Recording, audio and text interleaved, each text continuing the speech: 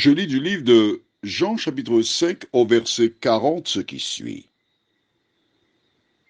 Et vous ne voulez pas venir à moi pour avoir la vie. Je vais lire le verset 39, celui que nous avons fait hier, de telle sorte que celles et ceux qui découvrent seulement aujourd'hui comprennent ce que nous faisons là. Vous sondez les Écritures parce que vous pensez avoir en elles la vie éternelle. Ce sont elles qui rendent témoignage de moi. Et vous ne voulez pas venir à moi pour avoir la vie. C'est la référence de ce jour. Prions. Notre Seigneur, notre Dieu, nous te remercions pour ces paroles que nous venons de lire. Alors que nous allons méditer, de nous aider à bien les assimiler et à veiller à ne pas les reproduire, nous t'en prions. Au nom de Jésus et pour ta gloire éternelle. Amen. Depuis des décennies, les enfants d'Israël attendaient le Messie. Mais quel Messie attendaient-ils? Je voudrais t'expliquer quelque chose qui nous permet de comprendre le comportement. Dans l'histoire des Juifs, ils furent maltraités en Égypte et devinrent des esclaves pendant un certain nombre de siècles. C'est alors que Dieu suscita un libérateur en la personne de Moïse. Et ils s'en allèrent. Au cours de leur pèlerinage, à maintes reprises, ils se détournèrent de Dieu. Et quand ils le firent, Dieu s'est retiré, alors les nations venaient les maltraiter. Et c'est alors Dieu suscita Saül,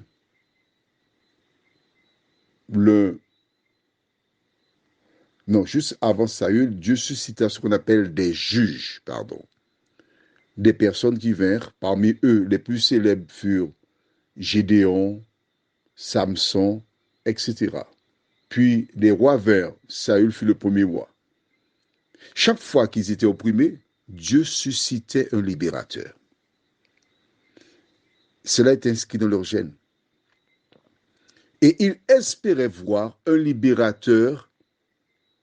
Le Messie serait exactement comme un Moïse pour rétablir le royaume d'Israël. C'était ça leur histoire, mais c'est ce qu'ils connaissaient. D'accord? C'est ce qu'ils connaissaient. Tout ce qu'ils savaient, c'était un libérateur. Or, ils sont sous le joug des Roumains. Du temps des Égyptiens, Dieu envoya Moïse et ils veulent voir un libérateur comme Moïse les délivrer des Romains. Et c'est ça tout le problème. Ils sondaient les Écritures et ils remplirent les conditions. Nous attendons le Messie, nous attendons le Messie. Mais quel genre de Messie attendait-il? Quand Jésus vint, ils ne le reconnurent pas selon le cliché qu'ils avaient dans leur tête.